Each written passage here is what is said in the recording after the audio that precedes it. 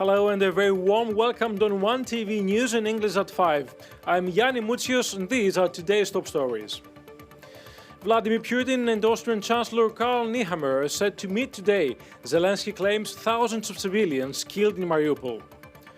Also on the program, Prime Minister Kyriakos Mitsotakis is due to announce updated plans on the resumption of the hydrocarbon research in the Ionian Sea and Crete.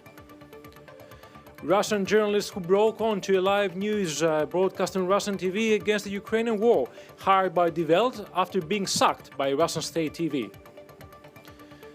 Health certificates are to be suspended early in the summer, says Greek health minister.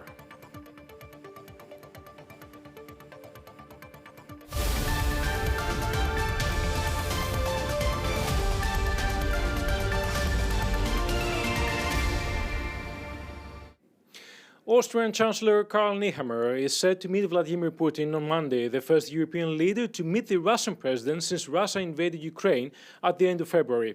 In a tweet, Nehammer said Austria was militarily neutral, but that it had a clear stance on Russia's war of aggression on Ukraine.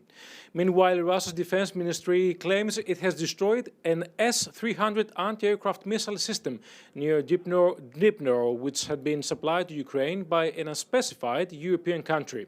The claim has been described as disinformation by Slovakia's Prime Minister Edward Heger, whose country donated an S-300 system last week.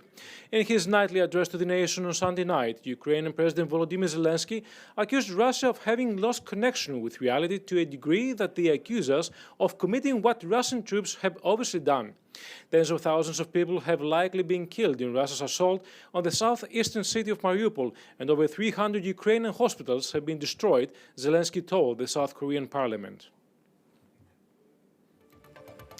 Stay with us, there is more to come. Russian journalists who broke onto a live news broadcast in Russia against the Ukrainian war, hired by Die Welt after being sacked by Russian state TV. Minister of Foreign Affairs Nikos Dendias said Russia is obstructing delivery of humanitarian aid to Mariupol, despite Greece's attempts upon his arrival at the European Union Foreign Affairs Council in Luxembourg earlier today. Dendias also stressed the importance of Libya and Balkans in the Ukrainian crisis, should the European Union not pay attention to the area immediately. Here's what Greek Minister of Foreign Affairs said. You know, we're going to discuss Ukraine again. And I'm going to brief my colleagues on my recent visit to Odessa on the 3rd of April and also the efforts of Greece to transfer humanitarian aid, not only to Odessa, this I have done already, but also to Mariupol, on which we are finding extremely difficult due to the problems created by Russia in allowing us to transfer this humanitarian aid.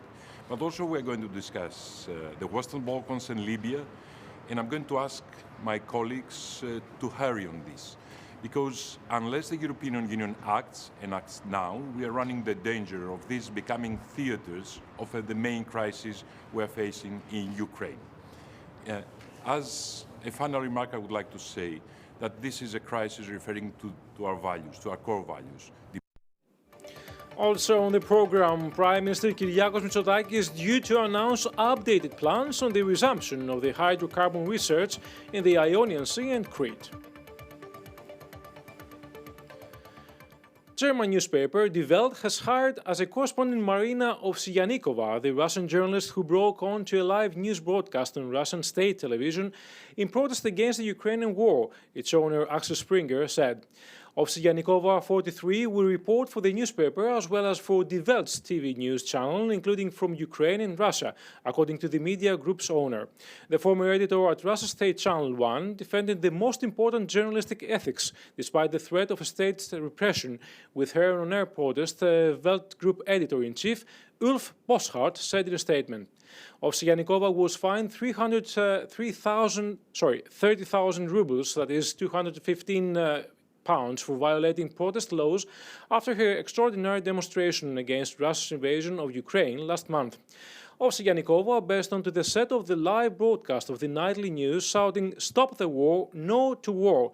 She also held a sign saying, "Don't believe the propaganda, they are lying to you here." It was signed in English, "Russians against the war." She also released a pre-recorded video in which she expressed her shame at working for Channel 1 and spreading Kremlin propaganda. Stay with us, there is more to come. Health certificates are due to be suspended early in the summer, says Greek Health Minister. Prime Minister Kyriakos Mitsotakis is due to visit DEPA International, where he is expected to announce updated plans on the resumption of the hydrocarbon research in the Ionian Sea and Crete, with a potential for exploitation before 2030. Kostas Krekas, Energy Minister, will join Prime Minister Mitsotakis, and they will both attempt to underscore the importance of the existing unexploited natural resources, as well as send a clear message to energy companies licensed to commence research activities that they will need to make gross investments. State will facilitate their operation by easing any bureaucracy obstacles. According to unnamed sources, more energy companies are keen on getting involved on the research activities in Crete, where French-owned company Total and US ExxonMobil operate. Seismic research and data collection are due to be complete by 2024, followed by some test drillings for 2 more years.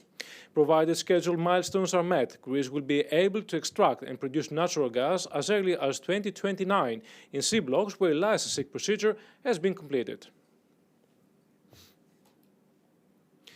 Health Minister Thanos Plevris said health certificates are due to be suspended early in the summer on the premise that most people stay outdoors. Thanos Plevris expressed an optimism about a foreseeable de-escalation, and he noted that further announcements on the relaxation of COVID restrictions will be made later this week. However, face coverings will continue to be mandatory indoors or where there are crowds, Health Minister said. Easter celebration will not be affected, with restrictions remaining the same. Plevris noted recommendation will be made to offenders, however no restrictions will be applied given the fact that nightclubs operate without customer limits. Health Minister said that Greece reached the European Union vaccination average, whereas the €100 fine vaccination for those 60+ will be suspended following an amendment in the health bill later this week.